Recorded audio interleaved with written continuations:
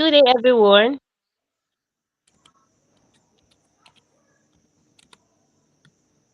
Good day, everyone. I believe we can all hear me. I believe we can all hear me. If you can hear me, just drop a comment in the comment section. Just tell us your name and where you are chatting from, where you are joining us from.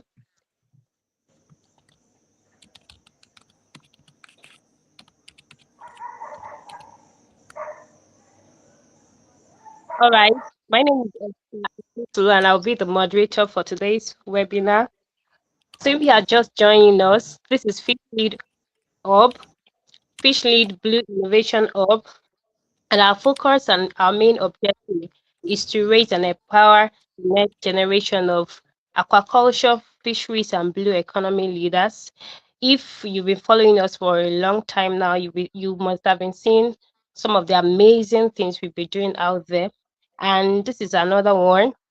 So today we're having a monthly webinar, May's webinar, and we have an amazing guest. We have an amazing guest in our midst. We have Alessandra Pound. So before I introduce him, let me just read his bio. So Alessandra Pound is the chief scientist at Think Aqua, a global non-profit organization dedicated to improving the social, economic, and environmental impact of aquaculture. Working in regions like Africa, Asia, and Latin America, Think Aqua supports smallholder farmers to improve livelihoods and secure food supply. Alessandra's primary interest is in nutrition-sensitive and equitable food systems, particularly at the nexus of aquaculture and fisheries. She has a PhD in aquaculture from the University of Stirling, which examined the role of fish in diets and society on Kenya's lakeshore fishing communities in the face of emergent aquaculture. So join me as I welcome Alexandra Pounds. So you can ask Loma. Thank you so much, Esther. That was a very lovely introduction. I want to apologize also to everyone for starting a bit late. It's completely my fault. I had some technical issues on my end. I did prepare some presentation slides for you, but because of the technical difficulties, I'm joining on my phone, but I will make those slides available to you in the next day or so. So for now, I'm just going to talk at you. Hopefully you can hear me loud and clear, and I'll take you through what I've prepared to talk to you about today. So I was asked today to talk about my transition from academic research to leading impact-driven projects and thinking about practical problem-solving mindsets and scaling innovations to really deliver the types of impacts that we want to see. Like Esther said, I work for Think Aqua, which is a UK-based charity that works towards the sustainable development of aquaculture globally. And through that, our charitable mission really is focused on us having a positive impact in the world. We do that in several ways, both in terms of environmental impact, helping aquaculture to become more sustainable. So for example, one work that we do is that I am co-chairing an ICES working group on food security and nutrition, and we are looking, we're trying to publish a paper looking at the best use of pelagic fisheries for maximizing nutrient yield. As we all know, a lot of pelagic fisheries go into aquafeeds, and so part of my role in that group is providing that level of perspective. We also look at livelihoods. We have a particular focus on smallholders. We see that a lot of funding in sub-Saharan Africa at the moment is going towards larger firms, looking at very Yalelo, Victory Farms, Tropo Farms type organizations to really produce massive amounts of fish, which of course is critical for moving the needle in terms of fish production in many of these countries and providing enough fish for everyone to eat. So it does have an important food security level there. But we also see a critical need for retaining and supporting smallholders within the value chains as actors who are dynamic and agile and can pivot and frankly, dabble in a lot of different businesses that allow them to diversify their income, and fish farming is quite a large part of that. Um, my background, I came from an environmental ocean science undergraduate degree, and then I worked at a series of startups doing data management. And I think those startups were tech startups. They had nothing to do with aquaculture, but I think that being a part of the startup community and seeing the entrepreneurship and the drive and just becoming part of a team where everyone did whatever it took to make the goal happen, I think was a valuable part of my background and leading into how I look at impact today. I wanted to get back into the world of ocean and food, and so I did an MSc at the University of Stirling in sustainable aquaculture. After that, I moved to Madagascar for just over a year to work at an organic shrimp hatchery there. And while I was there, I realized how much I loved research, and I ran their R&D facility for a while before going back to Stirling to do research. And after a few years doing bits and bobs of research for Professor Dave Little, mainly focused on livelihoods, using fish for nutritional impact and better health outcomes in sustainable ways, I did a PhD. My PhD was based in Sindo, Kenya, so on the lake shores of Lake Victoria, which is actually I'm on the other side of that lake now in Uganda. And very happy to be back here. And my PhD was focused on the role of fish in food security. And when we think about the role of fish in food security and the impact that fish and indeed aquaculture can have, we are really looking at several different facets. We're looking at fish as food, first and foremost, right? It's what we eat. It's the nutrients that go into our body, micronutrients as well as the macronutrients. So a lot of the focus is on fish as protein. But indeed, fish are full of an array of micronutrients: iron, vitamin A, calcium, huge levels of vitamin D. Actually, there's emerging research finding this. So really nutritious sources of food, and actually disproportionately important for a lot of lower income people's diets in the Lake Victoria region. Many poor people are relying on omena, daga, bukene. It's the same small silver fish that comes out of Lake Victoria, and the micronutrients that those have are a primary source of nutrients for them in their diets. So we look at fish as food, but we also look at fish as livelihoods. So when we're working in fisheries, when we're working in aquaculture, obviously the sales of fish and the production of fish are generating income that some people choose to reinvest into their business, but many will retain a portion for their household expenses, a large portion of which has to do with food and buying other sources of food that their family can eat. I don't know about you, but I wouldn't want to eat fish and only fish all day, every day. I'd also want a little bit of mandazi. I might want some rice. I might want, vegetables. So making sure that we have a large range in our diets and dietary diversity is important. And earning money from fish sales can enable us to do that.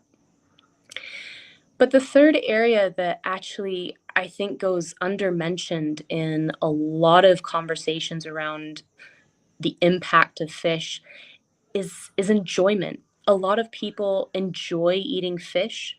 Fish recipes with fish form the basis of their childhoods. Perhaps they've learned recipes from their parents and from their grandparents, and it's a form of intergenerational learning and passing down of culture from one generation to the next. people enjoy eating fish, right? Fish can also signify status. For example, I'll take you back to Kenya, also Uganda. People here tell me, "Oh, I would never give mukene to a guest. I would never give daga omena to a guest. I would give them a tilapia, a big tilapia."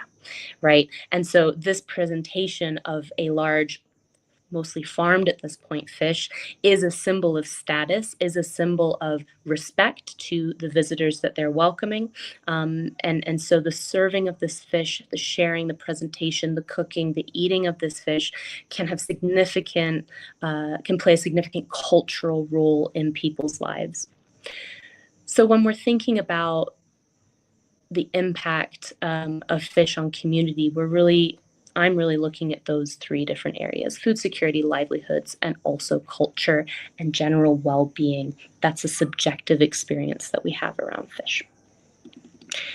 After my PhD, and while I was doing my PhD, I ended up working quite a bit with Think Aqua, and ended up becoming their chief scientist at the beginning of this year after working with them for quite some time.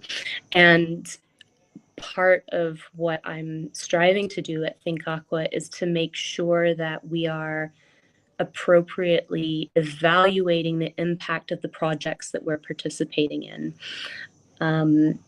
In development, we obviously get a pot of funding, and we're trying to figure out how to best use that funding to create impact in people's lives, to transfer on as much of that value to the community that we're working with the most. And especially when those funds are tight, we can overlook the value or overlook the importance of measuring the impact that we're having. When we go in and do development work, really, it's a do no harm.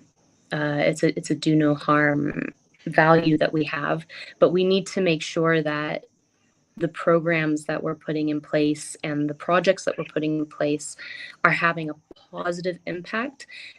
And not just that they're having a positive impact, but that we're avoiding any negative impacts that we can. For example, so far none of our projects have had this, but theoretically, if we're working with a fish farmer, and let's say he's a farmer, we help him find funding for his farm. Maybe we help arrange a microfinance scheme with a bank. We help him dig his pond, positioning it correctly on the landscape so that it drains. We help him source fingerlings. He puts those fingerlings in, he gets fish out, and let's say he makes a small profit. A significant investment on his part has already gone into making that farm. If he had taken that same investment and put it into chicken, would he have gotten a better outcome? And as much as I love fish, and I think probably at Fish Lead Hub, everybody on this call loves fish, I think we also have to make sure that we know that fish is the best option for the people that we're working with. And in some cases, it might not be. And that's why measuring impact is so important, particularly when we're looking at broader scale change and even entrepreneurship. More and more, we're moving into a world where financing on an international level is particularly a required output is social benefits, a required output is environmental benefits, and many companies have to go back to their funders to explain how they're benefiting the community, how they're benefiting the environment, not just making a profit. So if any of you are entrepreneurs, which I'm sure you are, thinking about getting social funding, green funding, and accessing these different types of opportunities, but also from an ethical standpoint, thinking about the impact that you want to have on the world, and whether or not, are you only financially motivated, or are you also motivated to help people? If you are motivated to help people, in what ways are you helping them? How do you know that you're helping them? We also have to think about ensuring good work and really making sure that both from a development perspective and from an entrepreneurial perspective, we are we are performing ethically ourselves and our businesses are performing ethically. So the second part that I've been asked to talk about here, apart from my own career trajectory, was practical problem-solving mindsets, and particularly beyond traditional academics. And for this part, if you guys are thinking about becoming entrepreneurs, becoming employees, becoming academics yourselves, there are a list of key competencies and skills that I think have really benefited me and really benefit the people I work with. My boss, Anton, for example, is a phenomenal communicator. He communicates rapidly.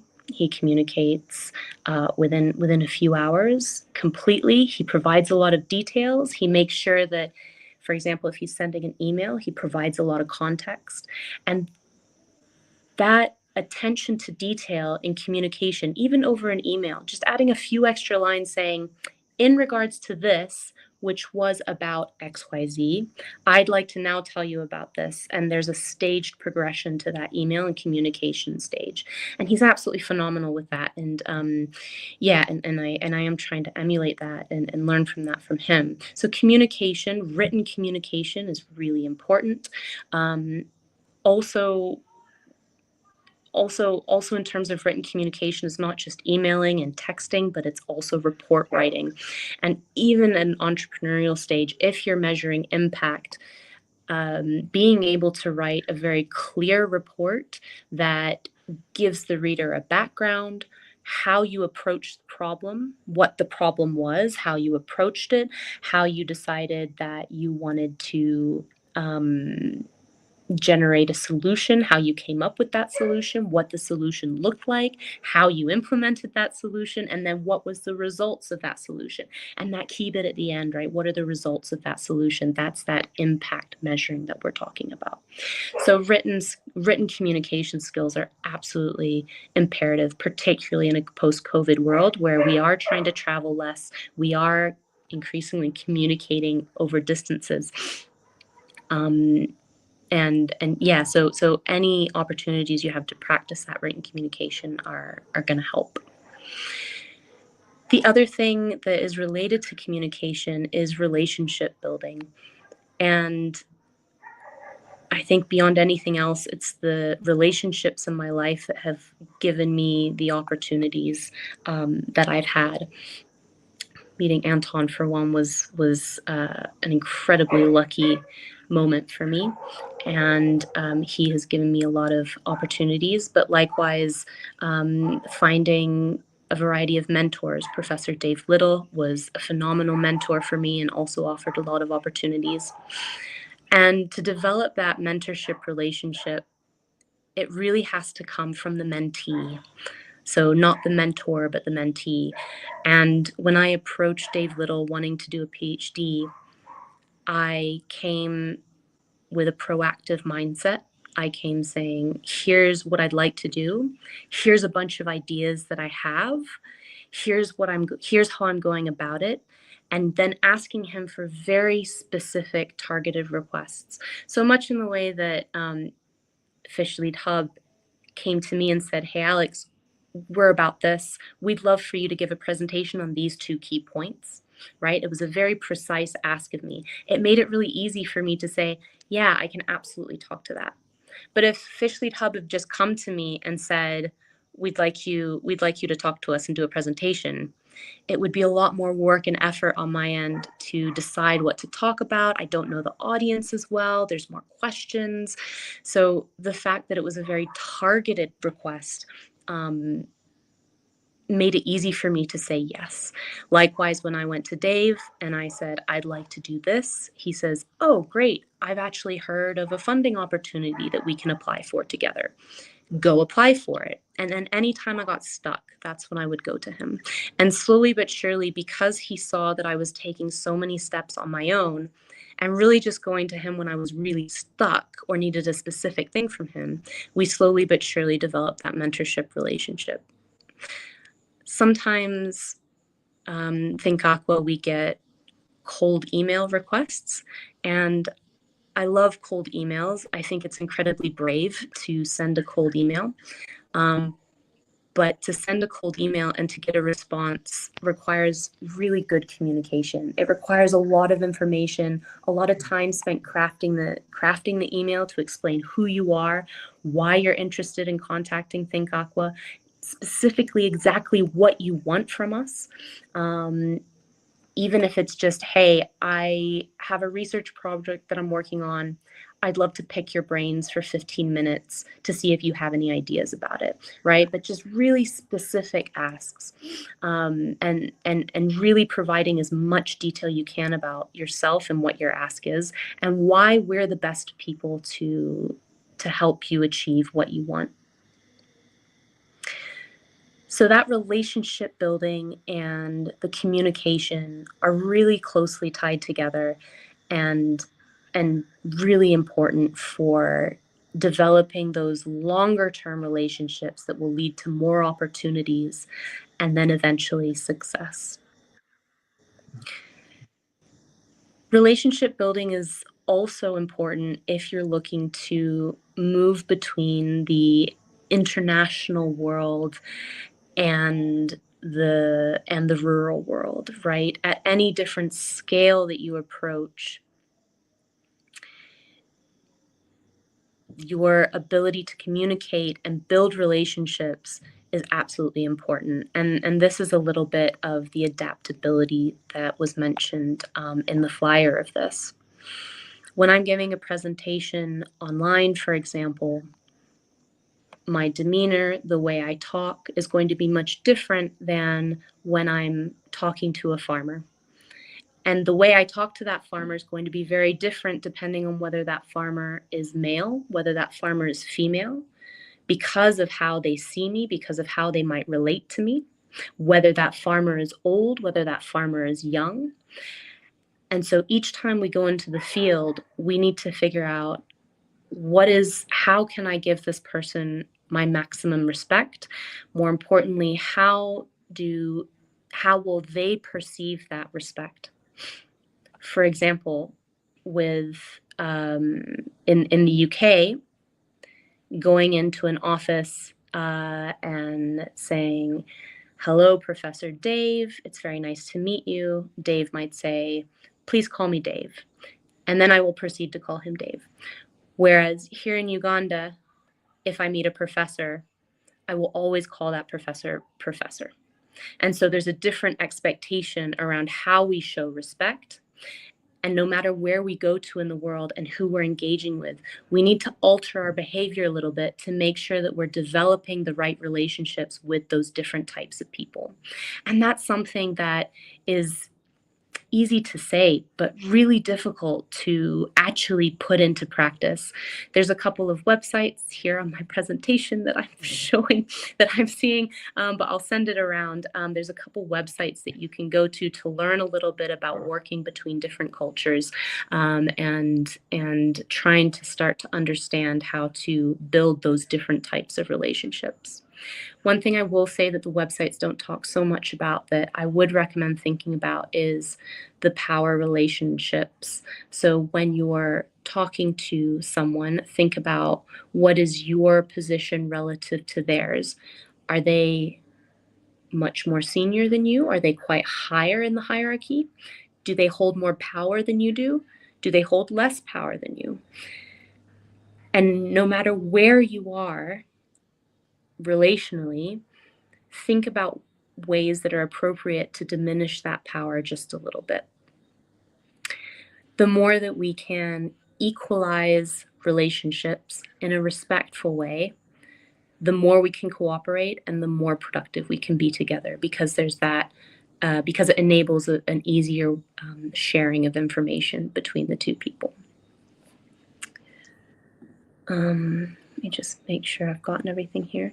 So I'd like to finalize with thinking about all this and how it applies to RAD here in Uganda.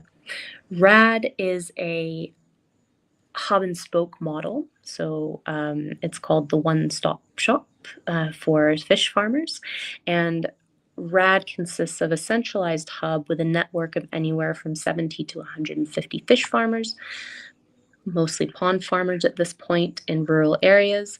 And the hub provides feed, seed, technical support, and market access to those farmers. So, really just taking care of all of the services and input streams and output streams for them.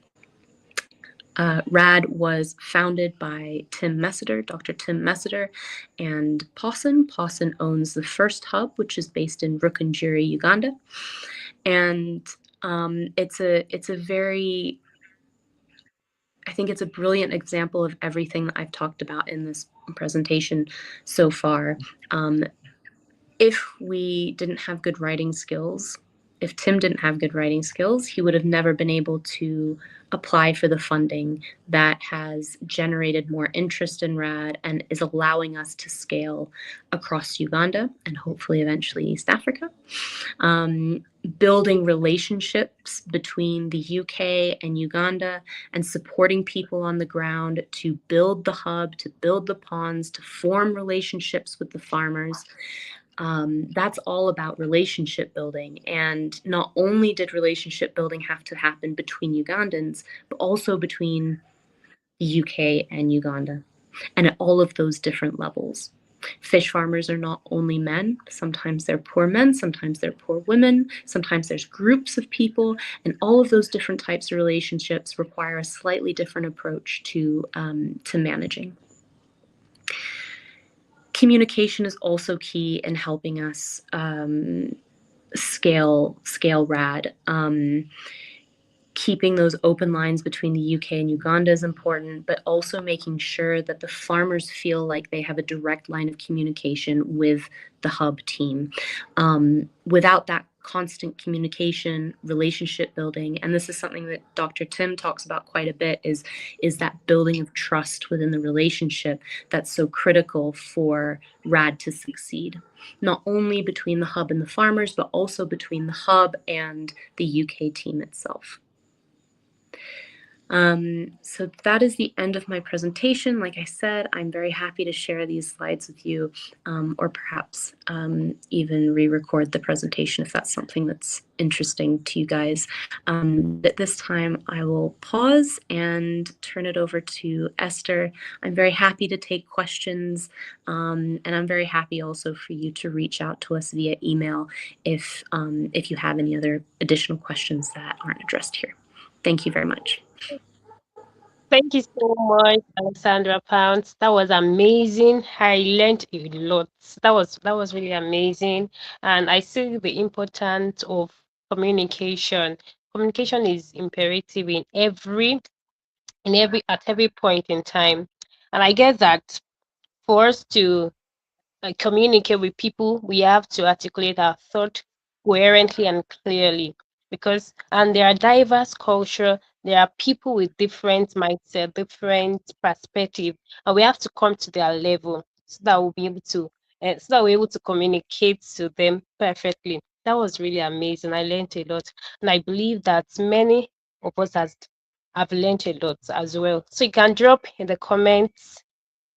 If you have question, drop your question in the comment section. All right, before then, I would like to welcome the team lead of Fish Lead Blue Innovation Hub in person of Ucho Pelumi. Okay. You're welcome, sir. All right. Thank you. And Alex, I must say thank you so much for that. In fact, it so much resonates with our audience. At Fish Lead Up, our audience, the undergraduate students, the graduates, and young professionals. I think some of those points you've highlighted are very, very important in our journey, in our career development, and especially as young people. Just like she said, the communication and also the relationship building, very important, very important. And I believe we make good use of these points and work with them going forward in our career. And that's more reason we know sometimes currently we have some of our tertiary institutions preparing students for preparing for exams. So some of our undergraduate students, and there's some other factors for other members, but we have the recording, which I believe will be very useful. And going forward, sometimes we also have outreaches and some other engagements that we also play some of our recordings. We fall back on them. And I think this is one of the very important one we can also, give out at any time to growing education. I will trying to make some notes for questions, and just like to send in their questions through the chat box. While we wait for that, I might need to sharing your journey, and that's so inspiring, from your background in as undergraduates to MSc, and then some of your work experience, and also to your PhD, and now working with Think Aqua. And I really appreciate what Think Aqua is also doing in the aquaculture industry in Africa. Yeah, so and we are hoping that in very soon the work of Think Aqua will also spread across the sub-Saharan, I mean to Nigeria in specific now. Though fantastic, I could see what you're also doing with Daniel. We also, directly and indirectly to everyone, the young people in Nigeria. And personally, I really appreciate that, and that's amazing. So I really appreciate that. Yeah. So while we wait for our members, those who joined us to send their question, Could I okay. could I jump in? Sorry, can I jump in? I would really love to All right, hear yeah, that's fine. I would really love to hear from the audience about who they are. Are they students? Are they recent graduates? Are they wanting to be entrepreneurs? Are they wanting to go into academia? I don't know if there's a chat, but if anybody listening could pop in, what their goals are, I'd be really interested to know what you guys are doing. All right. Yeah, so I believe for those who are with us, so just like she said, she would love to know, are you a student or an entrepreneur, what you are doing currently, and what you also hope to do going forward. So we'll be expecting, can you see the chat box at your end, Alex? Um, Let me see. I see the chat box. Oh yes, I have it open now. Oh, okay. All right. Yeah. So our audience are watching us from YouTube, so we also have it automatically recorded on our YouTube channel. Oh, So great. Okay. yeah, I but see yeah. I see one comment that says, fish, the cheapest means of protein. Preach it, please.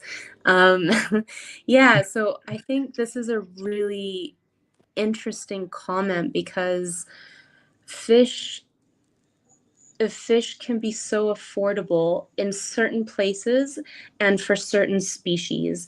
So I think a blanket statement saying all fish is the cheapest source of protein isn't quite.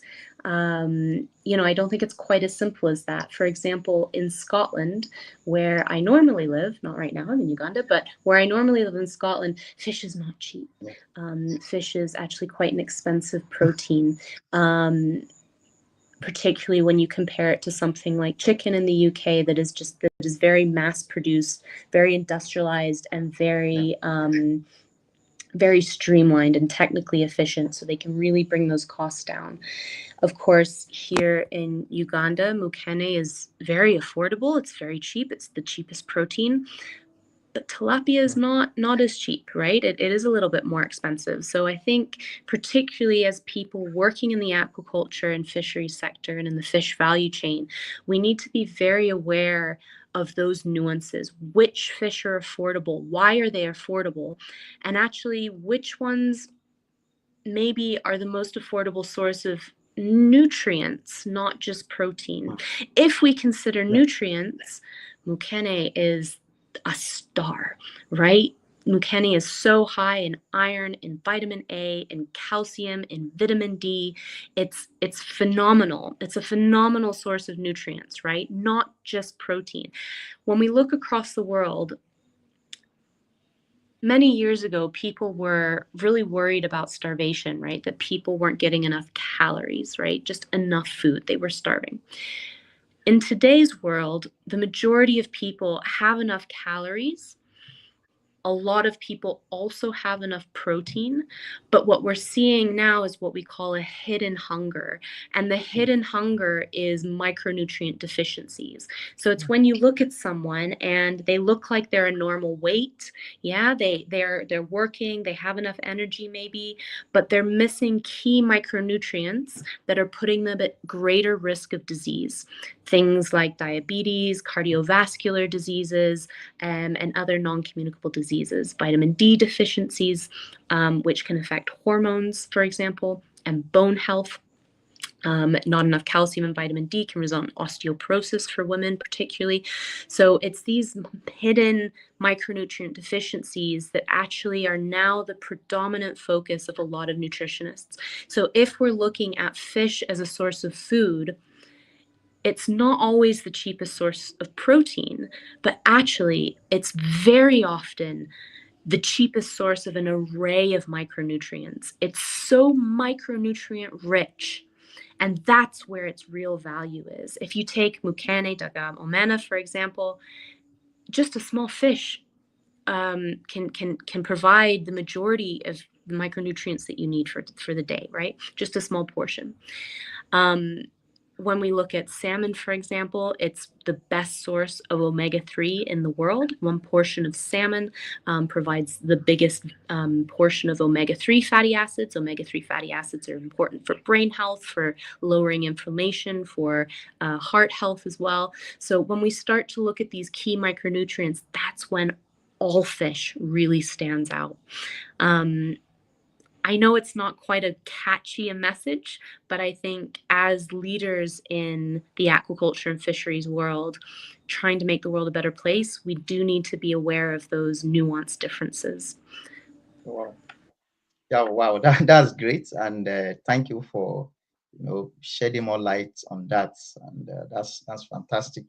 So can you see the comments at your end? I Yes, can. I think we have some questions. I see one question. It says from Kayuri Israel, how will you encourage someone to communicate their needs, aspirations, and desires to learn and grow in the industry without feeling less than themselves and without being too forward? Yeah, this is such a great question. I think that particularly, I remember, I'm still a little bit young, but I remember when I was in my 20s and early 30s and this feeling of, oh, I don't really know if I deserve to be here. I don't really know if I know enough about this topic. Maybe I should just stay quiet. But I think when, particularly now that I'm getting a little bit older, and talking to people like Anton and Dave and a lot of my mentors, I think people who are more experienced in this world, they know that we're still figuring it out. They know that the youth maybe don't have so much experience, and that's okay, right? What people are looking for is energy, curiosity, respect, organization, communication skills, relationship building. So those are all things that youth can absolutely offer in all situations, even if you don't have that level of experience. And the confidence will come with that. I would really suggest to be brave. If you're feeling a lack of confidence, to be brave, to reach out. The worst that will happen is that they won't respond. And that's not so bad, right? So really taking those risks, I think I would really encourage you to take those risks and step out. And just know that, particularly, so for example, with cold emailing and reaching out to people I don't know, maybe 1 in 5 respond, Yeah. So knowing that you're probably going to get a lot of rejections before you get a success just means that you need to make more attempts. So I would really encourage you to, yeah, be brave and keep going there. Wow, that's a brilliant response. Thanks for that. So, and the fact that we should have the mindset that not everybody will respond. So, more reason we need to expand our search for more people, and then I think preparing our mind for the worst is also very crucial, and not relenting until we get what we want. That's Absolutely. that's Yeah, something. not relenting. I love that phrase. Yeah. Yeah. I see another question here, and it says, this is from Jubbed David. Concerning the nutrients in fish, does changing the fish, it says from, but I think you mean form, the fish Yeah. form affect any nutrient availability? Yes, absolutely. I'm so glad you brought this up because it's giving me an opportunity to talk about small versus big fish. So when we have in the tilapia world and at RAD, we're particularly looking to farm smaller fish. And this is for two reasons. One, smaller fish are more affordable for most people. Here, particularly here in East Africa, no matter who you talk to, they say, I want a big fish, right? I want a 1 kg, 1.2 kg tilapia, okay? I want a Ferrari, but I don't have a Ferrari because I can't afford it, right? My car is it's a very old, small car. So, because that's what I can afford. So, actually, most people, even though they say they want a big fish, they can only afford a small fish. Um, so, that's one of the reasons why we try to grow these smaller fish. The other reason we grow smaller fish is because actually, when you have a smaller fish, and you either boil it well or particularly if you deep fry it, the bones become soft and actually it's more possible to eat the whole fish. When we fillet a fish and we only eat the flesh, actually we don't get a lot of the micronutrients because the micronutrients are held in the eyes, in the brain, in the other organs, for example, in the bones. So particularly, for example, deep frying a fish and actually being able to eat the bones because they've been softened from that frying process can really enhance the amount of micronutrients that we can ingest, but also absorb from that fish. So yes, absolutely, the fish form affects the micronutrients that we get from it. Eating the whole fish is the best way to do it. And in order to eat the whole fish, we really need to have smaller sized fishes. The other way that we're approaching this point is from RAD. We actually have quite a few very small fish that we're unable to make a profit on in market. They're just too small to really sell for a profit. And so what we're doing is we're taking these small fish, we're buying all the fish off the farmers and taking the smallest ones and turning them into fish powder. We're not the first people to do this. For example, the Uganda Fish Processors Association. I think I got that name. I'm not sure that name is completely right, but if you Google the Uganda Fish Processors Association, it's a women's group, and they've been making fish powder, fish paste for quite a long time. But creating this fish powder, particularly using the smaller fish, we can include all of the organs, all of the bones. We gut it, we descale it, but everything else is included in that fish powder. So you're preserving all of those nutrients into a ready-to-use powder that can be included in soups and stews, and also importantly is shelf stable. So really thinking about fish is a highly perishable product. Frying, drying, smoking, turning it into fish powder can prolong the shelf life and mean that the nutrients available in that fish are available to people for a longer time, reducing waste. So yes, absolutely. That was a great question, and I'm so glad you asked.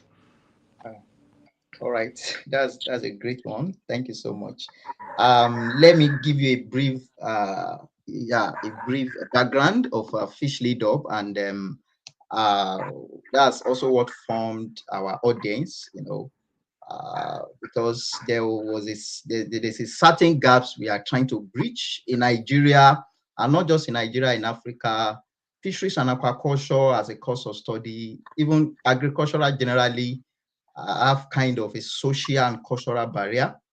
A lot of young people do not want to study some of these courses. So there's a part of lack of awareness about the rich opportunities in this field. So you see students who are seeking admission to the tertiary institution, they don't want to consider anything related to agriculture. Though there's also the part of fisheries and aquaculture as a career even being unknown to students at the verge of making career choices. Students got to know that, like myself, I sought admission to study microbiology. So until the university placed me on admission for fisheries and aquaculture, prior to this time, I've never heard of fisheries or aquaculture. That was the first time. So I was confused. And I think one of the major things that helped me was, I calculated I'll be spending 5 years not applicable to thousands of students who are, every year finding themselves in these departments by accident. So majority of students, over 90% of students studying fisheries and aquaculture or even graduates found themselves there by accident. So in my research, we've at Fish Leader, we've done some studies through survey, and then we got to know it's not just in Nigeria alone. This is also applicable to other African countries. So this challenge brings about students lacking interest, career direction, and you see many graduates eventually go to another career paths after graduation. So, and the aquaculture industry is the key players in the aquaculture industry today, especially in Nigeria, that I'm familiar with. They are aged people. So there's this huge gap of human capital, especially the youth. So, and we discovered that if we want to maximize this, we want to bridge this gap, then we need to go to tertiary institutions to engage the young people who are, in quote, prepare for this course. Though there's also the challenge of our tertiary institution being heavily theoretical. So even you see the few students who are interested, by the time they are graduating, they lack the necessary skills to thrive in the industry. So Fish Leader stands in all these gaps. The lack of career awareness, we go to secondary schools to expose them to, to let them know fish is not just food. It's also a career, it's a science, it's an innovation and a pathway to entrepreneur. In fact, from some of our surveys during our outreach for this year, 2026, we've reached over 2,400 secondary school students. So from our survey, you see 90, about 98%, 99%, or sometimes in some schools, 100%, all the students, so yeah, they know fish. But you also see when you ask them, have you heard of fisheries, aquaculture, or marine science, as a course of study in tertiary institution? They say no. You see a huge percentage of about 90, 92 saying they've never heard of fisheries and aquaculture.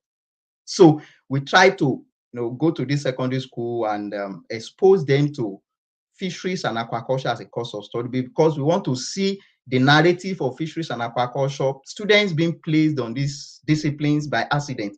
We want to see students making that choices when they are seeking admission to tertiary institution.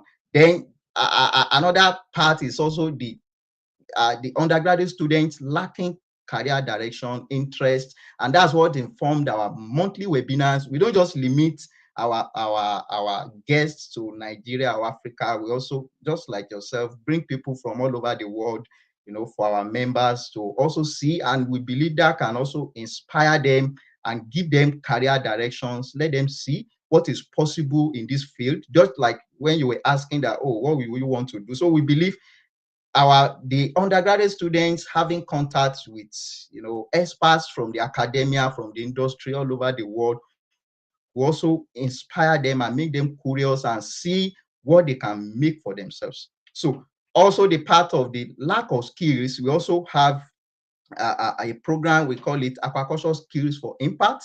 Is meant for undergraduate and graduate students, where they have intensive hands-on training across the aquaculture value chain, which is the hatchery, the grow out session, the value addition, and also fish feed production.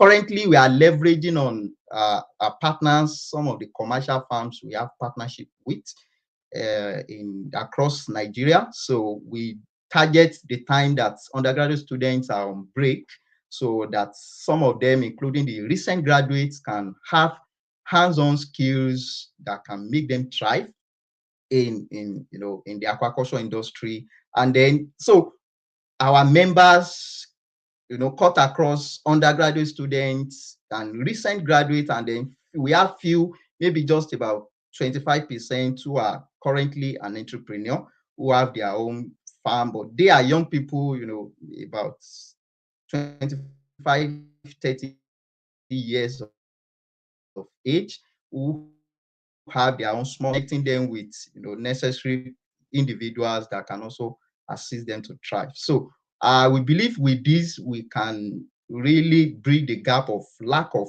youth pipeline in the aquaculture industry. There was a study in 2024 I came across, making Nigeria a case study, and just the involvement of youth in the aquaculture industry across the aquaculture value chain is just 2%.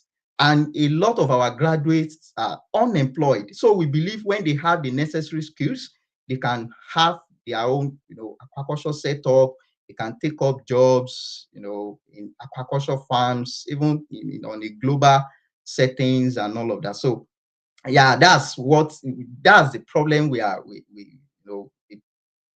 what we are bridging, and that's also what informed our audience. So, and I must say thank you for tonight. It's been a fantastic time with you. Maybe I still have some few questions that maybe because of our time, I believe at your end, this must be about 9 p.m. already, but but I know it's a huge sacrifice. You are making time for us. But I believe our audience might still have one or two things. Even for me, yeah, I'm learning, and Yes. also our audience. So I would like to ask, concerning your translating, research into real world impact. This is a very big challenge for students, especially in making their academic thesis useful to local fish farmers. Like myself, I remember my final year project was on black soldier fly, black soldier fly larvae replacing fish meal at certain percentage. And by the time I graduated, during that moment, I was able to, familiarize myself with the culturing and all of that. By the time I graduated, I was already into the business, set up for myself producing larvae, and also setting up for farms. So I also believe our undergraduate students are also doing some fantastic work that they can also transform to ventures for themselves. So, but most of the time, this is very challenging. So, how can the young people, especially the students, young researchers, better design their studies so that some of the data, so to say, can directly solve practical problems that the aquaculture industry is facing every day? Yeah, absolutely. I think it's a great question. And pretty much all of our work involves participatory methods to some extent.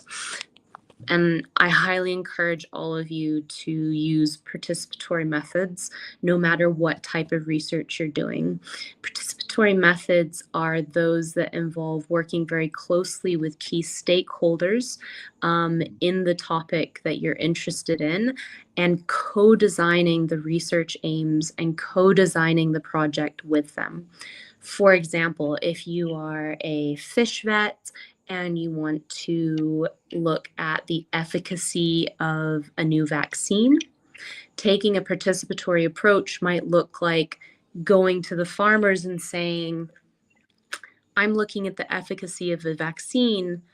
What do you think we should be looking at regarding this vaccine? What would efficacy mean to you?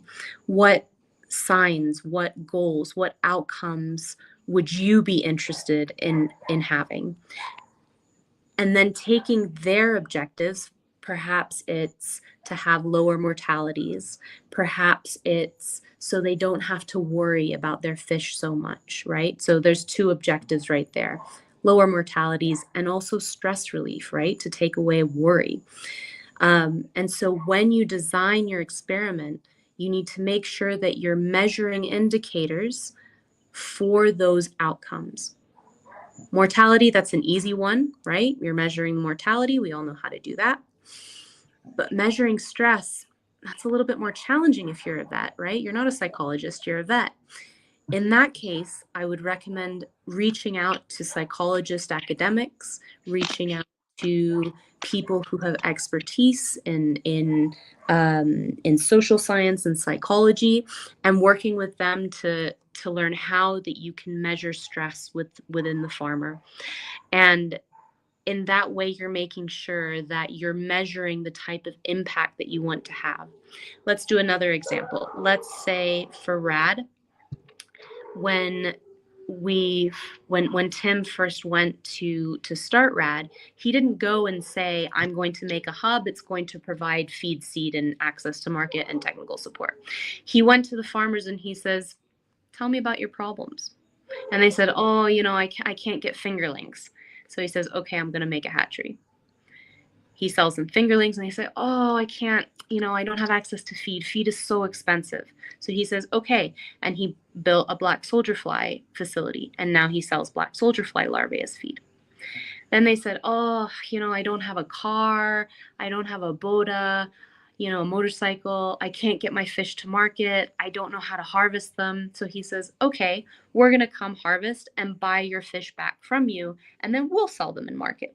So for each of the steps along the way, Tim and Pawson went to farmers and asked them what they needed and then responded to those requests.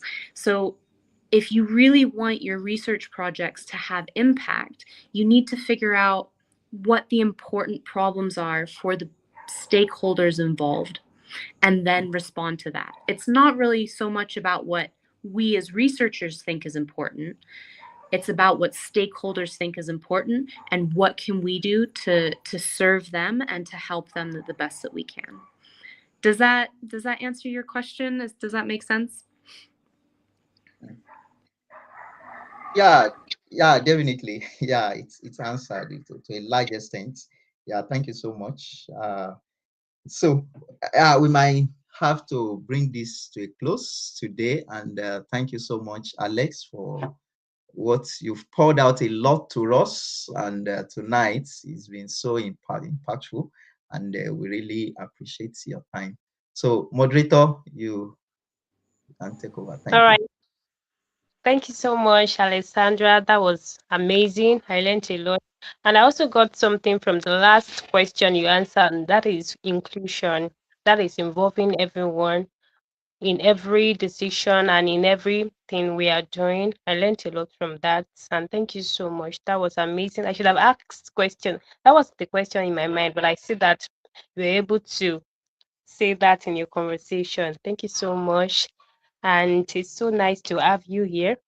All right, everyone, thank you so much for joining tonight. I believe you've learned a lot. And as Alessandra promised, she's going to send the recorded section of today's webinar very soon. So just stay tuned. It's going to be uploaded. Just be on the lookout for that. So thank you so much for tonight. Thank you everyone for joining. So you can put a comment, and also stay tuned for our subsequent webinar. I believe you got something today, and be expectant. We are going to have something amazing moving forward. Thank you so much. Mr. Kolemi, do you have any other thing to say? Yeah, okay. Maybe I can just say, Alex, depending on your time, if you are fine with just the slides, and if you have the bunch of time to also make a recording, but not to give you more stress, since we have this recording, it's available on our YouTube, so, but I think at least if we can have the slides, that will go a long way. And if you also have the time to make a recording. So, yeah, thank you so much once again. All All right. Thank you right. so Thank much for you. having me. And I'm sorry again about the technical issues, but I'll share the And slides. All no right. worries, no worries. Thanks to everyone for Yeah, attending as So yeah. well. much. Thank you. Thank Yeah. Bye. you. Bye. Bye. Bye. All right. Thank you so much, everyone, for joining tonight or whatever time you are watching this. I believe you've learned something. All right. Just stay tuned. We're going to send the recorded section, and this session is going to be live. It's going to be on YouTube, and just stay tuned. We're going to upload Alessandra recorded section, and just you can just get whatever you think you might have mixed from tonight's webinar. All right, thank you so much for joining. All right. Yeah. Thank you. Thank you, everyone. See you Yeah. next month. See you next time. Yeah. See you. Yeah. Right, bye.